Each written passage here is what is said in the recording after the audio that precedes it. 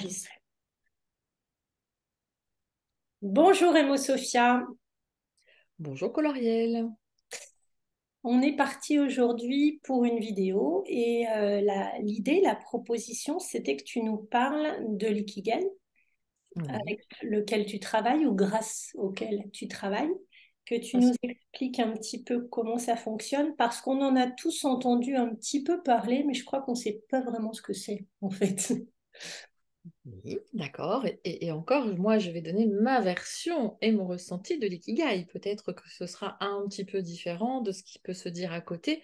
C'est juste un outil de transformation que l'on peut utiliser et dans lequel on peut y mettre beaucoup de sens. Et ça va parler de sens. Tout à fait.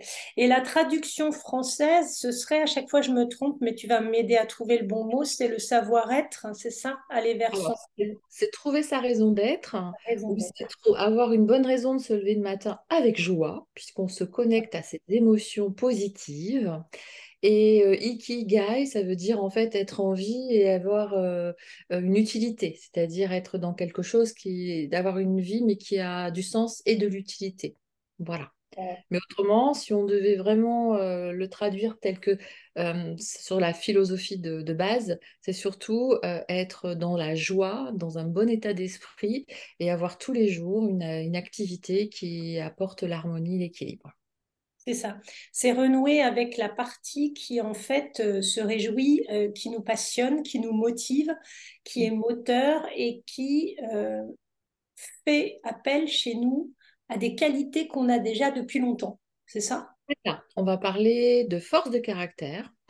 C'est une façon aussi d'aborder les qualités, mais avec les qualités telles qu'on les met en œuvre et de la manière dont on les transmet, exploite, la manière dont on les vit, la manière dont on les ressent. Donc, il y a un comment et un pourquoi à chaque fois dans l'ikigai qui se pose dans ce qu'on fait, dans ce qu'on vit, dans ce qu'on ressent, et ça donne toujours le pourquoi. D'accord. Et Le en pourquoi fait, le pourquoi de la suite, en fait, toujours. ça peut nous aider dans quel contexte en fait? Alors, un ikigai, ça peut servir à un jeune étudiant ou à un adolescent qui a besoin peut-être de définir un peu une orientation scolaire et qui a besoin de savoir qu'est-ce qui l'anime vraiment, qu'est-ce qui le motive, qu'est-ce qui lui ressemble le plus et quelles sont ses valeurs, qu'est-ce qu'il a envie de voir demain dans sa vie de demain, quel est peut-être aussi son mentor ou quelqu'un dont il est, comment on appelle ça, quelqu'un zut. L'inspirer, oui. Voilà, merci, quelqu'un d'inspirant. Voilà, ça peut être ça. Ça peut être quelqu'un tout simplement qui a besoin de faire un point sur sa vie pour savoir où il en est, pour savoir s'il y a bien une vie équilibrée entre le personnel, le professionnel. Ça peut être ça. Juste pour faire le point, mais ça peut être aussi quelqu'un qui a envie de se reconvertir sur le plan professionnel. Mhm. Ça peut être aussi quelqu'un qui veut créer son entreprise, parce qu'en fait, en voulant créer son entreprise, on veut y mettre son ADN. Donc, c'est bien aussi de savoir vraiment qui on est et savoir communiquer sur qui on est. Et puis, ça peut peut-être aussi nous permettre d'aller chercher le petit plus, ce qu'on appelle la valeur ajoutée. Hein, ce qu'on a vraiment qui nous caractérise, qui peut nous permettre de nous différencier ou qui va nous donner des directions pour se spécialiser. Et c'est Mhm. peut-être aussi le point pour dire, bah, tiens, il me manque ça. Je n'ai pas mis en route cette action, je n'ai pas réalisé ce rêve, j'ai pas toutes les compétences pour finalement ressembler à celui que j'admire. Qu'est-ce que je peux faire? Et D'accord. comment? Voilà. D'accord. Et en fait, quand j'en ai entendu parler, puisque on peut préciser que nous avons pour le moment entamé un ikigai sur ma demande et que tu m'y aides, mais c'était aussi l'occasion de se voir puisqu'on est amis par ailleurs et qu'on a cette approche de la spiritualité et de la Oui. volonté du petit plus, de l'essence profonde et de la connexion qu'on peut y faire, et puis du pas de côté, c'est-à-dire une démarche d'approche différente qui va nous sortir un petit peu des sentiers battus et des approches plus classiques. En fait, dans cette approche, on va d'abord partir de soi. et on va se reconnecter à son enfant intérieur, à qui on est, mais vraiment intrinsèquement. Donc on Mm. est vraiment je prends la métaphore du bateau de Thésée qui part, qui se fait réparer, mais au fond, le bateau, c'est toujours le même. Donc on est toujours le même au fond, sauf qu'on a grandi, on a bénéficié d'une éducation avec ses points positifs et puis peut-être voilà, ses restrictions ou ses conditionnements. On est entré aussi dans la vie d'étudiant, professionnel, et là aussi, hein, on rentre un petit peu dans un cadre. En tout cas, il faut se... Voilà. Et donc l'idée, c'est vraiment d'aller vraiment au cœur de soi et de plus poser la question de l'extérieur en premier lieu. C'est d'abord soi.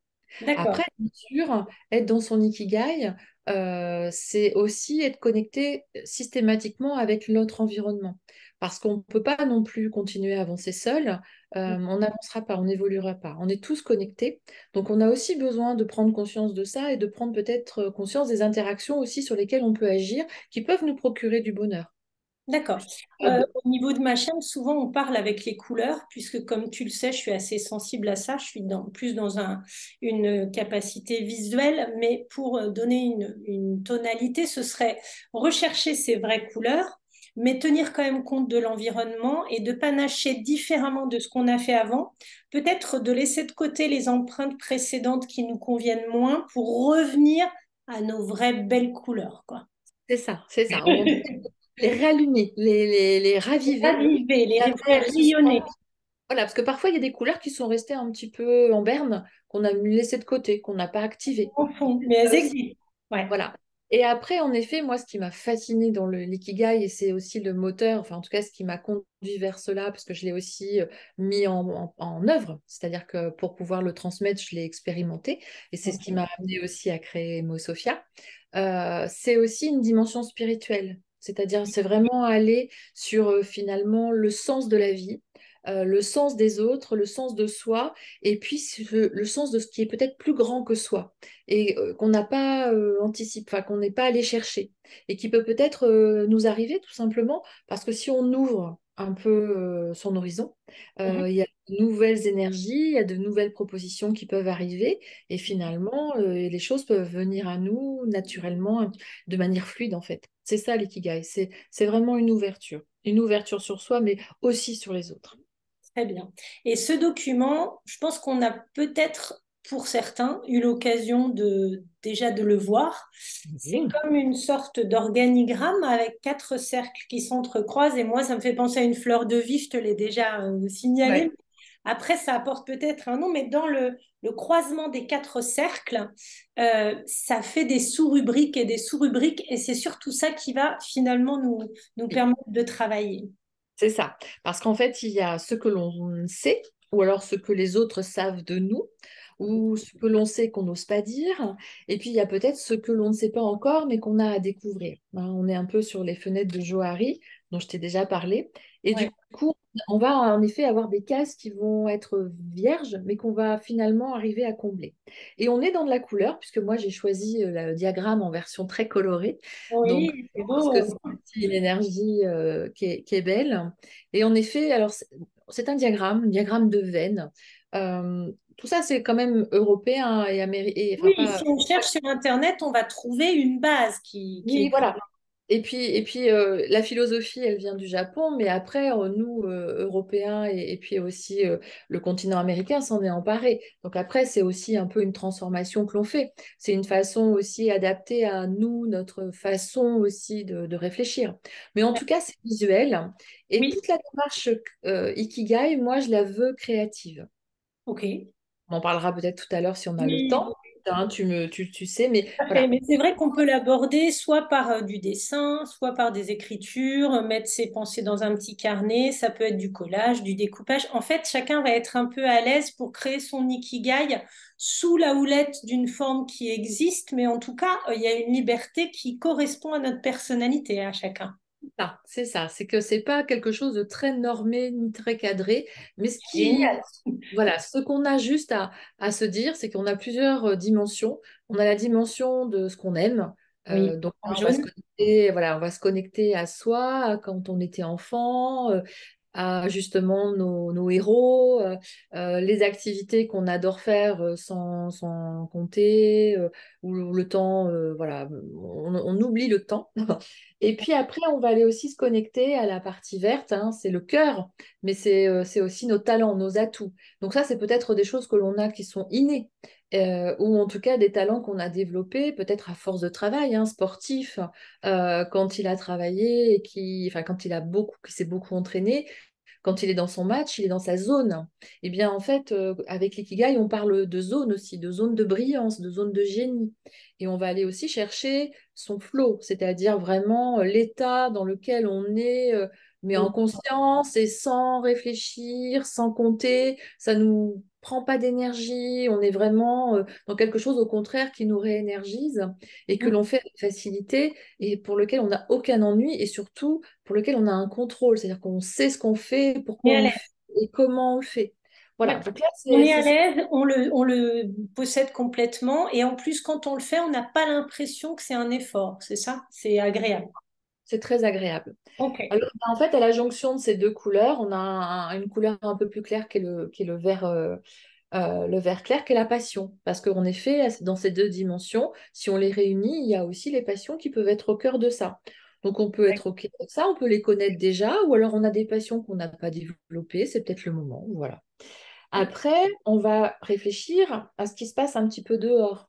On va aller du côté rose et on va plutôt réfléchir à peut-être quelle cause on veut défendre ou peut-être comment va le monde aujourd'hui, hein, si on veut aller aussi sur l'avenir, sur l'environnement, sur l'écologie. Enfin, on va s'intéresser à plein de choses, donc on peut y aller, on peut s'intéresser au monde par des centres d'intérêt, mais pas que. On peut aller aussi sur les objectifs de développement durable, par exemple, il y en a 17. C'est Et ça l'extérieur, du coup. C'est l'extérieur, passe l'environnement. dehors. Ok. Voilà. Et puis c'est peut-être aussi se dire bah, comment je veux le monde de demain, comment je le vois. Et là, qu'est-ce qui me Ok. manque? Voilà. Et du coup, on va parler de cause. On va parler de voilà de. C'est là De ce qu'on qui va. nous touche particulièrement Ouais, dans cette c'est approche ça. à l'extérieur. Ok. Et ces causes-là, on va aussi les trouver au travers de l'étude de nos valeurs. Donc, il y a un travail d'introspection qui est lié aux valeurs, Mhm. en même temps qu'il y a un travail sur les forces de caractère liées à ces fameuses qualités d'être et qualités de faire. Tout à Et fait. puis, On va avoir les aptitudes et de l'autre côté, oui. D'accord. Ok. donc, on va pouvoir à un moment donné définir sa mission de vie, c'est-à-dire vraiment la dimension dans laquelle on a envie de s'engager. Là, on Puisque- va particulièrement, pardon de te couper, Emo Sophia, on va particulièrement imaginer que ce sont des gens un peu aguerris, comme ceux qui sont sur ma chaîne ou qui gravitent un peu en spiritualité et qui vont déjà mettre dans cette approche quelque chose en plus, un petit peps en plus par rapport à leur job. On peut faire n'importe quel boulot, mais un peu d'une autre façon, plus dans le cœur. Oui, c'est ça, dans le cœur et dans ce qui est notre raison d'être, c'est-à-dire pourquoi on est là et pourquoi finalement on sait qu'on doit tendre vers ce rôle-là qu'on doit jouer. Peut-être qu'on n'avait pas identifié au départ, mais au fil des années, au fil de l'évolution. Alors là, on va parler du processus d'individuation de Jung. Hein. Dans l'individuation, on se rapproche de petit à petit dans ce qui est vraiment le cœur de notre âme, le cœur de ce pourquoi on est là. Enfin, après, on peut y mettre plein de dimensions. Ouais. Ok. Alors moi, je joue un peu aussi avec les oracles pour accéder à ces dimensions-là parce que c'est bien aussi de lâcher prise avec la réalité, le réalisme et d'aller plutôt sur des dimensions plus élevées, plus grandes. Une Et intuitive, oui. Et d'ailleurs, voilà. tu m'as montré que je crois que tu as l'oracle Mission de vie qui est d'Isabelle Serre ou quelque chose comme ça. Il me semble l'avoir reconnu, si je ne me trompe pas. Voilà. Oui, j'ai une ouverture. Isabelle qui par ailleurs, effectivement, a des oracles que j'aime beaucoup, moi aussi. Ok. Oui, il m'a Comme ça. scotché cet oracle, hein. Donc là, Elle c'est est honneur étonnante. honneur à Isabelle Serre, parce que moi, la première carte que j'ai sortie pour moi, pour le tester, c'était vous allez être, justement, vous allez animer des ateliers. Donc, Je dis voilà. vous allez transmettre. Et là, je me suis dit, mais comment il sait? Mais oui, bien sûr. Je regarde toujours là-haut, mais oui, comment ils savent? Mais oui, c'est ça. Toi aussi, au fond, tu le sais, mais il faut Et juste oui, avoir je confiance. le sais. Voilà, je le sais depuis des années et je m'approche de ce moment-là puisque je vais commencer à tester ça cet été dans un cadre de nature et je sais qu'à la rentrée, je vais continuer parce que aussi, en plus, l'ikigai, ça peut se travailler en groupe. Ça a du sens parce qu'on C'est est sympa d'ailleurs, ouais, sur de l'échange et puis les autres nous renvoient des fois des choses que l'on ne voit pas. c'est sûr. Et puis peuvent nous donner aussi des idées nouvelles. Ce que moi je fais en tant que praticienne, quand j'accompagne quelqu'un, je vais lui faire un feedback, je vais reprendre ses idées, et puis peut-être que je vais lui ouvrir des dimensions nouvelles. C'est ce que j'ai fait dernièrement avec Sébastien. Et c'était chouette. Puis c'est des beaux moments de créativité aussi à deux cerveaux, en fait. C'est chouette. Bah, quand Donc, on est en suivi de ce type, très spontané, très intuitif, j'ai remarqué qu'on nous renvoie toujours un petit peu de l'énergie et de la bienveillance qu'on a envoyée, on en reçoit en retour. C'est la c'est magie oui. du travail de groupe. OK. Pour moi, c'est ma zone de génie, puisque quand je sors de ce genre d'entretien ou d'atelier, j'ai encore plus la pêche, la patate, comme je dis, c'est power patate, qu'avant. Alors que voilà, il y a des activités qui vont pas me donner cette énergie-là, qui vont peut-être parfois me fatiguer parce que je le fais, mais avec moins d'enthousiasme, avec moins de motivation. Je le fais parce que je sais le faire, mais c'est pas ce que je préfère faire. Voilà. Mais là, quand on est dans cette zone dont tu parles, je pense que les auditeurs vont commencer à bien piger que c'est justement ce qui te fait sautiller de l'intérieur. C'est quelque chose qui te remplit de joie, de bonheur et tu as l'impression d'être à la bonne place avec les bonnes personnes et d'avoir cet échange pour lequel tu es fait, finalement. C'est ça. C'est-à-dire que j'ai fait. Apprenant ou enseignant, peu importe, j'ai envie de dire. Peu importe. L'essentiel, c'est qu'en effet, je me suis sentie utile et j'ai le sentiment d'avoir apporté quelque chose qui a du sens pour moi. Et voilà. Et même moi, enfin, je suis satisfaite de moi. Ça m'arrive, hein, bien sûr, de me remettre en question, mais c'est toujours un échange de toute façon avec l'autre. Et si jamais, en effet, on n'a pas forcément évolué, c'est qu'à un moment donné, il y a d'autres choses à travailler avant. Ça m'est arrivé aussi C'est dans une ce sens-là. étape. Dire, c'est pas le moment, il faut qu'on approfondisse d'autres thématiques. Tout à fait. Je Donc, profite de l'occasion de parler en fait du fait que tu laisseras, enfin, je mettrai tes coordonnées en email et que toi, ton site propose ce type d'accompagnement et d'autres, et que si les personnes veulent te découvrir, bien sûr, ils en auront la possibilité et de répondre soit par mail sur toi directement ou par ma vidéo ou ma chaîne, il n'y a pas de souci. En tout cas, l'idée, c'est de faire quand même une petite passerelle entre nous deux. OK. merci, c'est gentil, avec plaisir. En tout cas, si je peux transmettre, puisque c'est ma mission de vie, je le ferai avec plaisir. Et Ouais. donc, une fois qu'on a identifié sa mission de vie, on va pouvoir peut-être s'intéresser à ce qu'on pourrait faire et pour lequel on pourrait être rémunéré, puisque c'est quand même la base aussi, c'est qu'on peut vivre peut-être de sa passion, mais dans ce cas-là, il faut la transformer en profession, en tout cas en vocation, au Mhm. moins à la base. Mhm. Et donc après, en faire peut-être un métier. Peut-être que ce métier, on n'a pas toutes les compétences, mais ça, c'est pas grave, il faut être OK avec ça. L'ikigai, c'est aussi avoir vraiment conscience que l'amour de l'apprentissage, c'est plutôt une force de caractère qui est positive et qui va permettre aussi d'être bien dans Mhm. son... Donc, c'est aussi le besoin de l'être humain de toujours apprendre.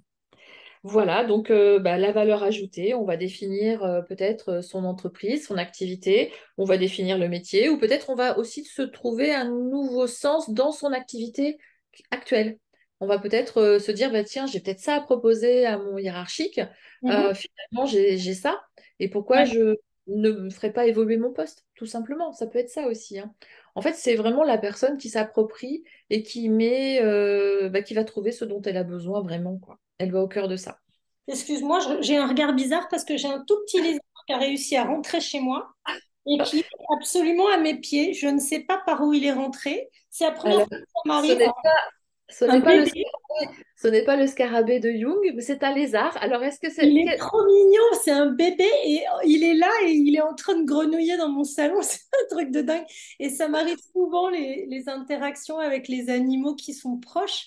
Et là, j'avoue qu'au début, j'ai vu ramper un truc. Pardon, excuse-moi. compris? Mais je note parce que ce matin, je cherchais, parce que il m'est arrivé un truc un peu, voilà, j'ai fait une chute ce matin, alors que je marchais normalement, voilà, mais je pensais à autre chose et j'y suis tombée. Je me suis dit que ça veut dire quoi ça?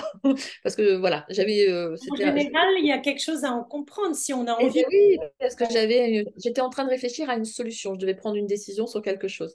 Et je me suis D'accord. dit, bon, alors, ça sera quoi le prochain signe? Alors, je me dis que peut-être le lézard, serait Je peut-être ne connais pas la symbolique pour le je coup. vais lancer une synchronicité, je vais demander, je vais voir, le prochain lézard peut-être m'apportera une réponse. Parce Écoute, que moi, je me souviens que quand j'ai un petit peu voyagé et je me souviens que vers Bali, Singapour, tout ce qui était, c'était pas vraiment des lézards, on appelait ça des margouillas, ça portait bonheur dans les maisons et ils étaient sur les murs. Mais là, c'est un peu différent, c'est un petit lézard vert, enfin, tu vois, qu'on trouve, bon, un bébé. voilà, Super. bon, Ok, excuse-moi en tout cas de la parenthèse, mais c'était amusant et puis souvent je suis assez transparente, donc je dis ce qui se passe. Ok, du coup, on arrive à la dernière case en bleu, ouais. voilà, donc trouver peut-être l'activité qui pourrait nous faire vivre. Vivre, alors bien sûr, il faut qu'on définisse bien sûr quelle est un peu voilà, ce qu'on accepte comme rémunération. Et puis ben, en faire sa vocation, voire une profession, voire une création d'activité. Et quand on est au cœur de tout ça, au centre, on a son ikigai, c'est-à-dire qu'on peut définir un peu sa raison d'être, c'est-à-dire ce qui nous anime, faire une synthèse de tout ça pour identifier en fait quel est son moteur, son mantra. On peut en fait en faire émerger pas mal d'informations, à la fois le nom de son entreprise ou peut-être inventer des mots.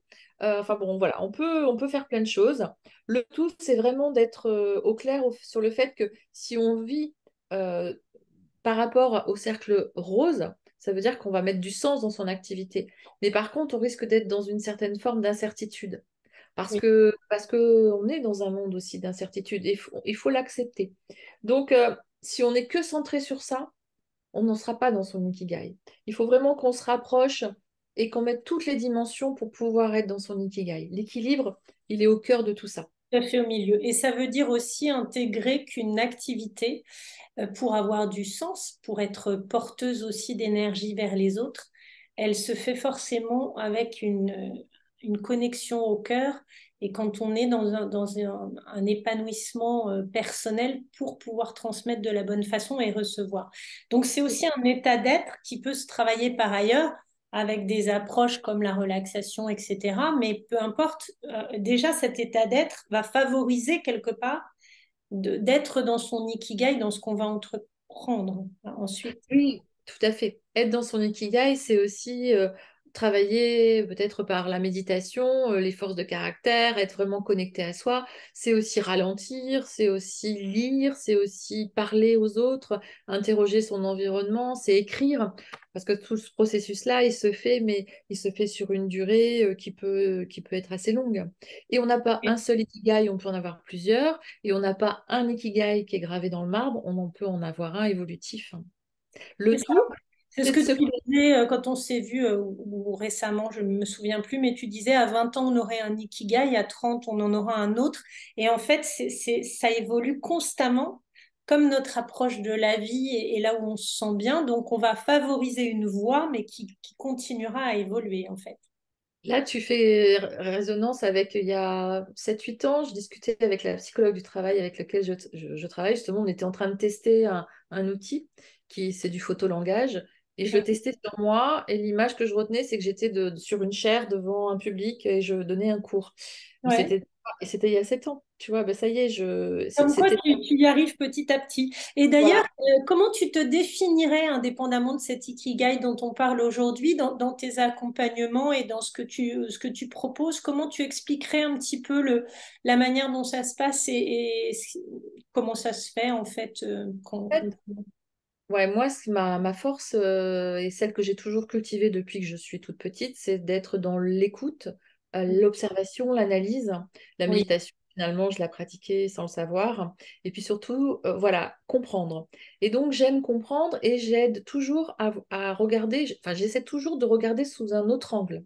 Et donc, en fait, moi, ma force, c'est de pouvoir aider les personnes à prendre de la hauteur donc le colibri qui fait partie, qui est dans son logo, prendre de la hauteur et puis aussi chacun sa part, donc apporter aussi sa petite contribution et Oui. surtout regarder sous un autre angle, réfléchir, trouver des solutions alternatives et puis toujours d'une manière créative et puis amener le changement progressivement pour justement être dans un environnement qui ressemble à celui qu'on veut être en fait et avoir autour de soi aussi cet environnement, en tout cas être dans la dimension qui nous ressemble.